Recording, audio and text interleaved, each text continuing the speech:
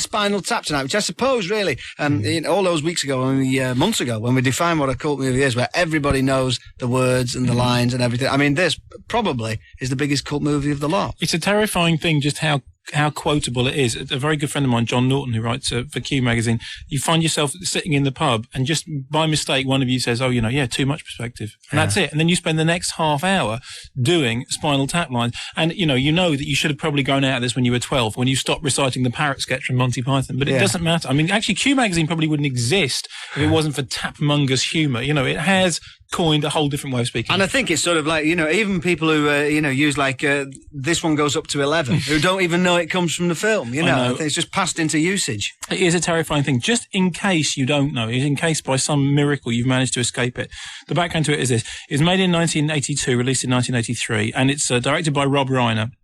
And it's a spoof documentary about a band on a comeback tour, the band called Spinal Tap.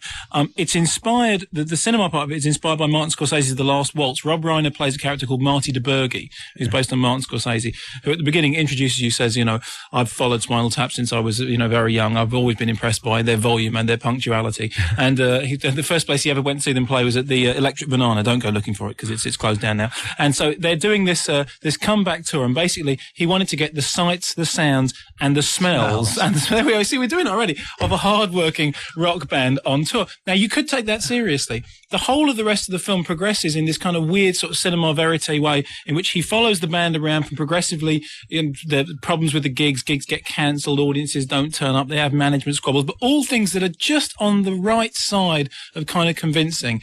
And what's interesting is that the people who act the main parts are actually playing their instruments, and Spinal Tap did actually play a few gigs to when they were trying to get the film together, just so they knew they could play as a band. It has long been rumoured that people saw Spinal Tap play and did not realise that they were a joke. I don't know whether that's true. What is true now is that it has so much passed into common parlance that in all the press cuttings I got out on the most recent stuff, because they toured again in 1992 when they were releasing their new album, Break Like the Wind, which is something well worth having, includes Gonna Send You Back to Bitch School, which is a terrific song about dog training, strange enough. And every single interview with them is done in character. Every single interview with them is done with the knowledge of the joke. It has now become, like they really are a real thing. They've become like the Monkees. They really are a real band now in the real world, and the actors don't really exist anymore. They've kind of passed on into comedy. I think certainly up there with the Ruttles as the funniest rock movie stand-up ever. It's one of those things. I think it's funnier if you've been in a rock band yourself, because you've played in many failed and dismal cabaret acts. Yes, thousands of them. The first time I ever saw it with somebody who'd never been in a rock band and literally sat through the whole thing saying, "Well, I don't understand. Why is this funny? Why is it funny that they can't find the backstage door? Why is it funny that they're having trouble with the food backstage? None of this was funny at all." I'm just going to read something before we play you a little clip from them. I know everybody's gagging for a clip. When they came back in 1992, they did this very, very smart thing of the band pretending that This Is Spinal Tap was never meant to be a joke, that actually was a documentary, but somehow the documentary had all been twisted round to make them the laughing stock. And they did all these interviews and characters. There was this lovely quote from Nigel Tufnell, lead guitar, David St. Hubbins, the lead singer, of course, Nigel Tufnell, lead guitar, and Derek Smalls on bass. And Nigel said, when Marty DeBurgi showed us that film, all those scenes were switched. But when it was released, they were switched back. You can imagine our shock at seeing them switched. But ask for yourself, what kind of artist would make a switchable work? And I think that really kind of sums up the Tap philosophy. So here is a clip. This is a fantastic example of exactly what Tap is like. It's the members of the band discussing how they were first formed. None of the scenes were scripted as such. All they did was they said, okay, this is vaguely what we want the conversation to be like, and this is what happened. Let's talk a little bit about the history of the group. I understand, Nigel, you and David originally started the band back in, when was it, 1964? Well, before that, we were in different groups. I was in a group called The Creatures, which was a skiffle group. I was in Lovely Lads. Yeah. And then we looked at each other and said, well, we might as well join up, So we became the Originals. Right. And we had to change our name, actually. Well, there's another group in the East End called the Originals, and we had to rename ourselves. The New Originals. New Originals. Yeah. And then they became the Regulars. They changed their name back to the Regulars, and we thought, well, we could go back to the Originals, but what's the point? And we became the Tensmen at that point. The first drummer was the Beeper. John Stumpy Pepys. Oh, yeah. Great, tall, blonde geek with glasses. Yeah. Good drummer. Great look, good drummer. Good drummer. Fine What drummer. happened to him? he died. He died in a bizarre gardening accident some years back. It's really one of those things. It was, the authorities said, best leave it, It's not so unsolved, really, And he was replaced by... Stumpy Joe. Eric Joe Childs. And what happened to Stumpy Joe? Well, it's not a very pleasant story, but He's passed on. he died. He choked on the official explanation was he choked on vomit. It was actually someone else's vomit. Spinal Tap extract, which sets it up pretty well. Mark Kermode is here to talk about. I was thinking about the introduction to that with Rob Ryan, and he's saying there are two things that give it away. You said it almost seriously. There are two things. One is that I decided to make a documentary, if you will, a rockumentary, and the other one is the band that came to define the word rock and roll. But I mean, they're sort of like some key to how many people went through the ranks of a Spinal Tap. I mean, being the train spotter you are, have you added these up? I have, sadly. It's like Star Trek in them, isn't it? It's mentioned in the band at one point when Nigel has walked out and Davidson Hubbins isn't very upset, but as he says, I probably would be more upset if I wasn't under such heavy sedation. He says there have been a total of 37 members in the group, and people have spent some time, it's like the Trek universe, trying to figure out who they were. The 37 members that he mentions includes, of course, Ronnie Pudding, John Stumpy Pepys, and Eric Stumpy Joe Childs.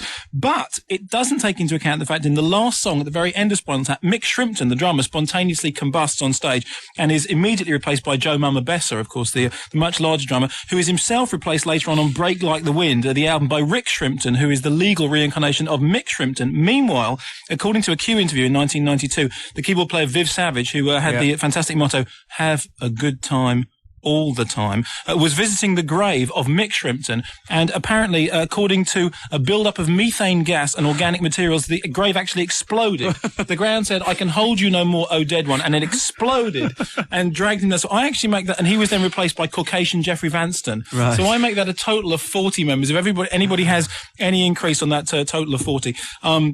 Some cameos, which, some people may know, this may not. The film is absolutely packed with cameo performances. Most obviously, Sir Dennis Eaton Hogg, who is the band's manager, is played by Patrick McNee. He later sets up Hogwood, which is a camp for pale young boys.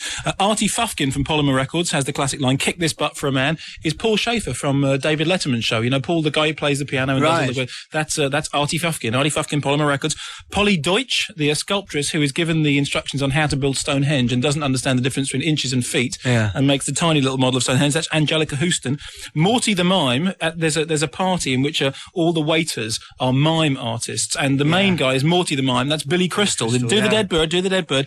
But not so well known is one of the people that he talks to in Whiteface, who actually goes out and hands out the food, is Dana Carvey from Wayne's World. Right. Derek Smalls, the bassist, who describes himself as, he says, there are two visionaries in this band. One of them's ice and one of them's fire, and I'm kind of in the middle, like lukewarm water. He is in fact Harry Shearer, who is a regular Simpsons voiceover artist. John Stumpy Pepys, who died in that bizarre gardening accident, is Ed Begley Jr., who turns up in Meet the Applegates, also turns up in St. Elsewhere, I think that's the TV show he's in, and is married, incidentally, to Mara Pearl, who was the person who created the Radio 5 drama series Milford Haven, that's right. And Ian Faith, finally, who's the manager, who the guy has the brilliant line, "It's always nice to have a solid piece of wood handy." It's a kind of totemistic thing. He's played by Tony Hendra, who was the editor of Spy magazine, and not only oversaw Tap going down the toilet, therefore, but oversaw Spy magazine going down the toilet. Right, I've got all that down. Put it into a family tree there. Oh, good. So you've sorted it all out. Looks pretty good, doesn't it? I mean, the thing, I'm perhaps stating the obvious here, although, of course, it never stopped us before. But I mean, people who haven't seen the film, the accents are uncanny because they are all American actors. The accents are brilliant. That sort of flat vowel sound is fantastic. Absolutely incredible. The band is supposed to originate from the Squatney district of the of the East End, and of course, the early period is based on the Glimmer Twins. It's based on Mick Jagger and the other one, Keith Richards, and from Squatney. And incredibly, they managed to get these English accents absolutely perfect. Harry Shearer is the only one who slips. Harry Shearer, the bass player, Derek Smalls, every now and then has a kind of slight Canadian lilt. But apart from that, it's absolutely impeccably well done. Bass players for you, eh? The other thing that really marks the film... Oh, I see, that was a bass player. I just couldn't pass on. Yeah.